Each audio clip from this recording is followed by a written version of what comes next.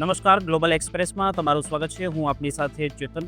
આજના અમેરિકાના તારીખ 16 જાન્યુઆરી 2026ના મુખ્ય સમાચારોની વાત કરીશું.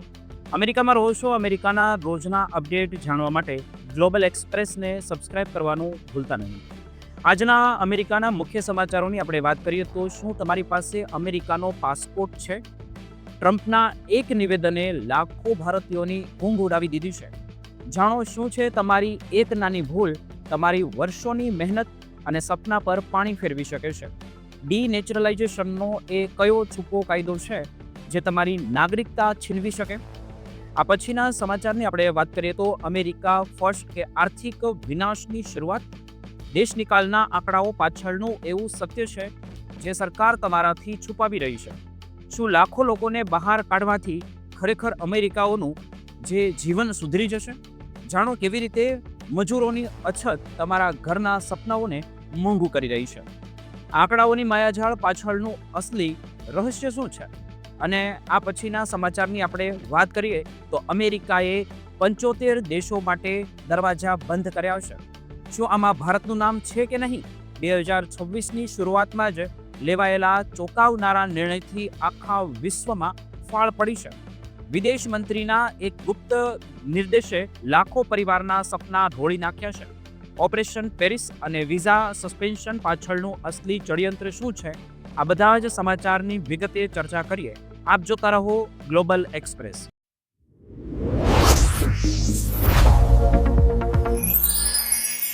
શું તમને લાગે છે કે એકવાર અમેરિકાનો પાસપોર્ટ તમારા હાથમાં આવી ગયો એટલે તમારી લાઈફ ટાઈમ માટે સેટ થઈ ગઈ? શું તમે એવું માનો છો કે હવે કોઈ તમારી નાગરિકતાને સ્પર્શ પણ નહીં કરી શકે? જો તમે આવું માનતા હો, અમેરિકામાં રહીને એનઆરઆઈ છો, તો જરા તમે રોકાઈ જજો. કારણ કે ડોનાલ્ડ ટ્રમ્પના એક લેટેસ્ટ નિવેદને આખા અમેરિકામાં રહેતા લાખો ભારતીયોની હવે ઊંઘ ઉડાવી દીધી છે. આજે આપણે એવા સિક્રેટ વિશે વાત કરીશું જે કદાચ તમે ક્યારેય સાંભળ્યું નહીં હોય, અને જાણીશું કે તમારી કઈ એક નાની ભૂલ તમારી વર્ષોની મહેનત અને સપના પર પાણી ફેરવી શકે છે. શું ખરેખર યુએસ પાસપોર્ટ પાછો લઈ શકાય છે? તે જાણવા માટે આ વિડીયોને આપણે અંત સુધી નિહાળતા રહીશું. અત્યારે અમેરિકામાં એક એવી વાત વાયુવેગે ફેલાઈ રહી છે જેને જાણીને ઘણા ઇમિગ્રેટ્સ ચિંતામાં મુકાઈ ગયા છે. અને જો તમને ન ખબર હોય તો જોશો. અમેરિકાના પ્રેસિડેન્ટ ડોનાલ્ડ ટ્રમ્પે જાહેર મંચ પર એક એવી વાત કહી જેણે ખાસ કરીને ભારતીયોને વિચારતા કરી દીધા છે. ટ્રમ્પે સાફ શબ્દોમાં કહ્યું કે જો કોઈ નેચરલાઇઝેશન ઇમિગ્રેટ્સ એટલે કે જે લોકોએ અમેરિકામાં આવીને ત્યાંની નાગરિકતા લીધી હોય તેઓ જો કોઈ પણ પ્રકારનો ફ્રોડમાં દોષી જણાય તો તેમની નાગરિકતા ગમે ત્યારે પાછી ખેંચી લેવામાં આવશે. આ વાત સાંભળવામાં એટલી ચોંકાવનારી લાગે છે, જેનાથી પણ વધારે જરૂરી એ સમજવું છે કે આખરે અમેરિકાનો કાયદો આ બાબતે શું કહે છે. અને આ કોઈ નવો કાયદો નથી, પણ પહેલેથી જ જે નિયમો અસ્તિત્વમાં છે તેમની જ આ ચર્ચા છે. ટ્રમ્પે ડેટ્રોઇટમાં એક કાર્યક્રમમાં દરમિયાન તેમણે કહ્યું કે જે લોકો છેતરપિંડી કરીને અમેરિકામાં નાગરિકતા મેળવે છે તેમની નાગરિકતા રદ થવી જોઈએ. જોકે તેમણે તે સમયે સોમાલી ઇમિગ્રેટ્સનો ઉલ્લેખ કર્યો હતો, પણ આપણે એ ભૂલવું ન જોઈએ કે અમેરિકાનો કાયદો કોઈ એક દેશ માટે અલગ નથી હોતો. તે બધા માટે સમાન રીતે ત્યાં લાગુ પડે છે. હવે તમારા મનમાં એ સવાલ થતો હશે કે શું ખરેખર યુએસ સિટીઝનશીપ છીનવાઈ શકે? અને તો તેનો જવાબ છે હા, જેને કાયદાકીય ભાષામાં ડીનેચરલાઇઝેશન કહેવામાં આવે છે. યુએસસીઆઈએસના નિયમ મુજબ જો એ સાબિત થઈ જાય કે તમે શરૂઆતથી જ નાગરિકતા માટે લાયક નહોતા તો તમારી નાગરિકતા રદ કરી શકાય છે. દાખલા તરીકે ફોર્મ ભરતી વખતે રહેઠાણનો સમય ખોટો બતાવ્યો હોય, ગ્રીન કાર્ડ મેળવવાની પ્રક્રિયામાં ગડબડ કરી હોય, અથવા તો ચારિત્રના નિયમોનું પાલન ન થયું હોય. બીજું મોટું કારણ એ છે કે ફ્રોડ અથવા તો ખોટી માહિતી તમે કઈ પણ રીતે છુપાવી હોય. જો તમે એપ્લિકેશન દરમિયાન જાણી જોઈને કોઈ મહત્વની માહિતી તમારી સાથે બનાવ બન્યો હોય અને તે તમે છુપાવો કે પછી ઇન્ટરવ્યૂમાં જૂઠું બોલ્યા હો તો તેને ખૂબ જ ગંભીરતાથી અત્યારે સમયની અંદર લેવામાં આવે છે. આ ઉપરાંત નાગરિકતા મળ્યાના 5 વર્ષની અંદર જો તમે કોઈ પ્રતિબંધિત સંગઠનો જેમ કે આતંકવાદી ગ્રુપ કે કોમ્યુનિસ્ટ પાર્ટી સાથે જોડાયા છો તો પણ તમારી નાગરિકતા જોખમમાં આવી શકે છે. અને સૌથી મહત્વનો ચોથો કિસ્સો મિલિટરી સર્વિસીસનો છે. જો સેના દ્વારા નાગરિકતા મેળવી હોય અને 5 વર્ષની સેવા પૂરા કર્યા પહેલા ખોટા કારણોસર છૂટા કરવામાં આવે તો પણ નાગરિકતા રદ થઈ જાય છે.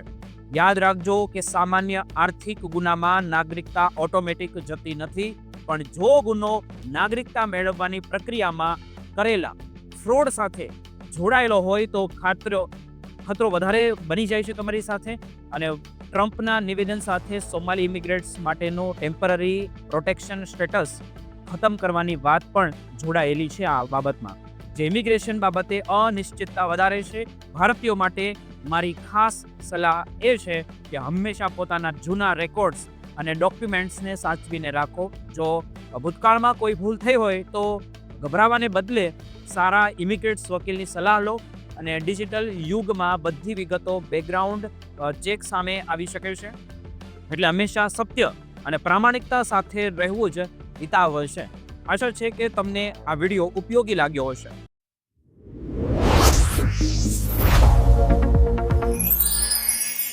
અમેરિકામાં જે મોટા પાયે ફેરફારો થઈ રહ્યા છે તેની પાછળનું સત્ય કંઈક અલગ જ છે.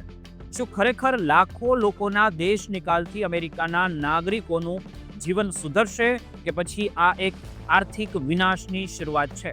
હવે તમે વિચારો કે ભારતીય લોકો બધા જ ને કાઢી નાખવામાં આવે કે પછી દુનિયાના દરેક ઇમિગ્રેન્ટ્સને અમેરિકામાંથી દૂર કરી દેવામાં આવે તો અમેરિકાની સ્થિતિ શું થશે? આ દરેક એનઆરઆઈ માટે જાણવું ખૂબ જરૂરી છે. તો મિત્રો, અમેરિકામાં અત્યારે જે સામાજિક અને આર્થિક ફેરફારો થઈ રહ્યા છે તેની પાછળ સરકારનો એવો તર્ક છે કે ગેરકાયદેસર રહેતા લોકોને દેશની બહાર કાઢવાથી જ્યાં સ્થાનિક અમેરિકનો છે તેમનું જીવન ધોરણ છે તે સુધરી જશે અને તેમને રોજગારની વધુ તકો મળશે. સરકારના જણાવ્યા અનુસાર આપણે જોઈએ તો વર્ષ 2025 દરમિયાન લાખો અમેરિકનોને નવી નોકરીઓ મળી છે અને વિદેશી શ્રમિકોની સંખ્યામાં જે ઘટાડો થયો છે, પરંતુ જ્યારે આપણે આ આંકડાઓને ઊંડાણપૂર્વક તપાસીએ ને ત્યારે સમજાય છે કે માત્ર એક આંકડાકીય માયાજાળ આ છે.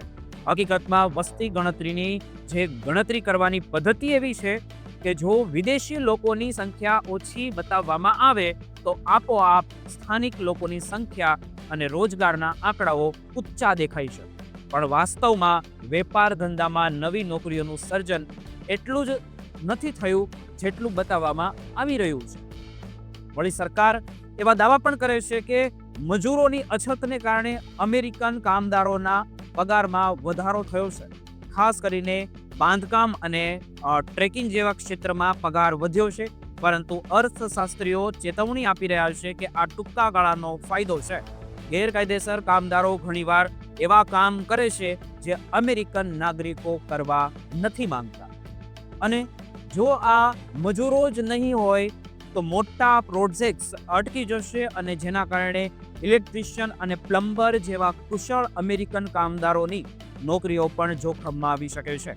બીજી તરફ રહેઠાણની વાત કરીએ તો સરકાર કહે છે કે લોકો ઓછા થવાથી ઘરોના ભાવ જે છે તે ઘટશે અને સામાન્ય પરિવારને સસ્તું ઘર મળશે, પરંતુ સત્ય તો એ છે કે બાંધકામ ક્ષેત્રમાં 23% જેટલો હિસ્સો વિદેશી શ્રમિકોનો છે અને જો તેમને કાઢી મૂકવામાં આવે તો નવા ઘરો બનાવવાનો ખર્ચ આસમાને પહોંચી જશે.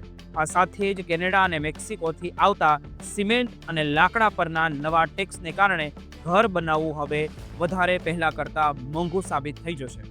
સરકારનું કહેવું છે કે પૈસા ગેરકાયદેસર રહેતા લોકો પાછળ વપરાતા હતા અને તે હવે અમેરિકન બાળકો અને વૃદ્ધોના કલ્યાણ માટે વપરાશે. આ માટે one bill beautiful bill act પણ લાવવામાં આવ્યો છે, પરંતુ આ દેશ નિકાલની પ્રક્રિયા પોતે એટલી મોંઘી કરી છે કે તેના અબજો ડોલરનો ખર્ચ થઈ રહ્યો છે. એક અંદાજ મુજબ દરેક વ્યક્તિને દેશની બહાર કાઢવા પાછળ હજારો ડોલરનો ખર્ચ થાય છે, જે સરકાર તિજોરીમાં મોટો બોજ બને છે. આ ખર્ચને પહોંચી વળવા માટે સરકાર ગરીબોને મળતી સ્વાસ્થ્ય સુવિધાઓ અને ખાવા પીવાની સલાહમાં મોટો કાપ મૂકે છે, જેના કારણે લાખો સામાન્ય અમેરિકનો મુશ્કેલીમાં મુકાઈ શકે છે. જોકે સરકાર કહી રહી છે કે બાળકો માટે ટેક્સમાં રાહત આપવામાં આવશે અને વૃદ્ધોને ટેક્સમાં છૂટ મળશે, પણ તેની સામે સોશિયલ સિક્યુરિટી ફંડમાં જે ઘટાડો થશે તેના લાંબા ગાળે આખા દેશ માટે નુકસાનકારક સાબિત થઈ શકે છે.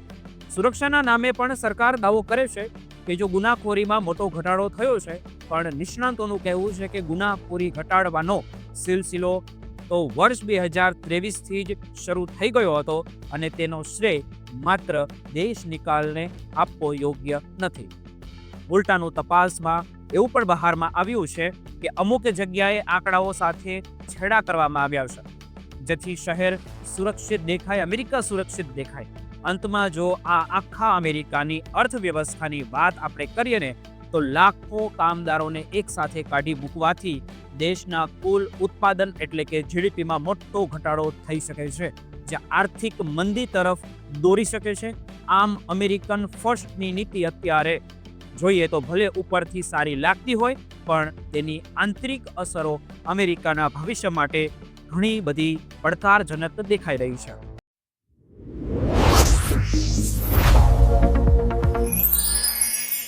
આજે એક એવી સનસનાટીપૂર્ણ અને ચોંકાવનારી ખબર હું તમને આપવા જઈ રહ્યો છું, જે જાણીને તમારા હોશ ઉડી જશે. શું તમે ક્યારે વિચાર્યું છે કે દુનિયાના 75 દેશોના લોકો માટે અમેરિકાના દરવાજાઓ હવે રાતોરાત બંધ થઈ ગયા છે? હા, વર્ષ 2026ની શરૂઆતમાં જ આ એક એવો મોટો નિર્ણય લેવાયો છે જેણે લાખો પરિવારોનું અમેરિકા જવાનું સપનું રોળી નાખ્યું. અને આ પાછળનું કારણ છે પબ્લિક ચાર્જ અને નાણાકીય બોજ. આ આખી ઘટના પાછળ શું મોટું ષડયંત્ર છે અને આ કયા 75 દેશ છે જેના વિશેની એક વિગતો આજે હું તમને સામે લાવી રહ્યો છું. અમેરિકાના સ્ટેટ ડિપાર્ટમેન્ટ 21 જાન્યુઆરી 2026થી એક મોટો નિર્ણય લેશે. આ ચોક્કસ મુદતોનો નિર્ણય લીધો છે, જેમાં 75 દેશોના નાગરિકો માટે ઇમિગ્રેટ્સ વિઝા પ્રોસેસિંગ પર રોક લગાવી દેવામાં આવી છે. વિદેશ મંત્રી માર્કો રૂબિયો દ્વારા જારી કરાયેલા એક ગુપ્ત નિર્દેશ બાદ આ કાર્યવાહી કરવામાં આવી છે, જેનો મુખ્ય હેતુ એવા લોકોને રોકવાનો છે જે અમેરિકા પર આર્થિક રીતે બોજ બની રહ્યા છે. આ નિર્ણયમાં ખાસ કરીને ફેમિલી સ્પોન્સર્ડ અને એમ્પ્લોયમેન્ટ બેઝ ગ્રીન કાર્ડ જેવી તમામ શ્રેણીઓનો સમાવેશ થઈ રહ્યો છે. નવા નિયમો મુજબ જે લોકોની ઉંમર 18થી 61 વર્ષની વચ્ચે નથી અથવા જેમની કોઈ ગંભીર બીમારી છે, તેમને હવે અમેરિકામાં પ્રવેશ મેળવવો વધારે મુશ્કેલ છે, કારણ કે સરકાર તેમને આર્થિક જોખમ માને છે.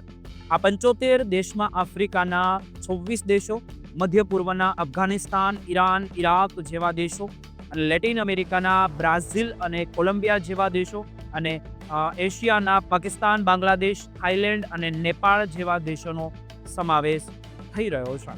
મિત્રો, આશ્ચર્યની વાત તો એ છે કે આ યાદીમાં ભારત અને ચીનનું નામ નથી, કારણ કે અમેરિકાના હેલ્થકેર અને ટેકનોલોજી સેક્ટરની અંદર બંને દેશોના લોકોનું ખૂબ જ મહત્વનું યોગદાન રહ્યું છે અને રહેવાનું છે.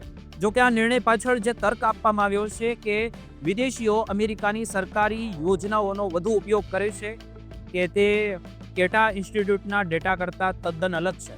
રિપોર્ટ મુજબ આપણે જોઈએ તો અમેરિકામાં જન્મેલા નાગરિકો વાર્ષિક સરેરાશ $9,822 સરકારી સુવિધાઓ વાપરે છે, જ્યારે બહારથી આવેલા લોકો માત્ર $7,803 જ ઉપયોગ કરે છે.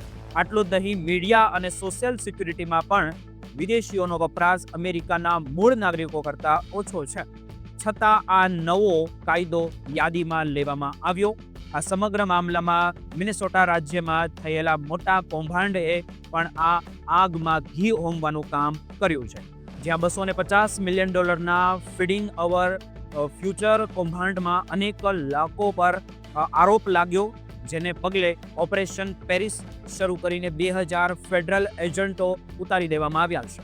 આ એજન્ટો હવે ઘરે ઘરે જઈને તપાસ કરી રહ્યા છે, કે જેના કારણે ત્યાં વસતા સમુદાયમાં ડરનો મોટો માહોલ ઊભો થયો છે. આ વિઝા સસ્પેન્શનના કારણે અમેરિકાના અર્થતંત્ર પર પણ મોટી અસર પડી શકે છે, અને એક અંદાજ મુજબ 2,12,000 જેટલી નોકરીઓ જોખમમાં મુકાઈ શકે છે. પાકિસ્તાન જેવા દેશોએ આ નિર્ણયને રાજદ્વારી અપમાન ગણાવ્યું છે, કારણ કે વર્ષ 2026માં અમેરિકામાં ફૂટબોલ વર્લ્ડ કપ અને 2028માં ઓલિમ્પિક જેવી મોટી ઇવેન્ટ્સ યોજાવાની છે. હાલમાં આ મામલે અમેરિકાની કોર્ટમાં અનેક કેસો પણ દાખલ થયા છે, જેમાં સરકારના આ આદેશને ગેરબંધારણીય ગણવામાં આવી રહ્યા છે. મિત્રો, આમ હવે અમેરિકામાં રહેવું એ સામાન્ય અધિકાર નહીં, પણ માત્ર એવા લોકો માટે વિશેષ અધિકાર બની ગયો છે જેઓ આર્થિક રીતે ખૂબ જ સક્ષમ છે અને સરકાર પર ક્યારે બોજ નથી બનતા. મિત્રો, આ સમાચાર અત્યારે સમગ્ર વિશ્વમાં ચર્ચાનો વિષય બન્યા છે અને તેની લાંબા ગાળાની અસરો હવે જોવા મળશે. આવનારા સમયની અંદર શું થશે તે આપણે બધાએ જોવું રહ્યું.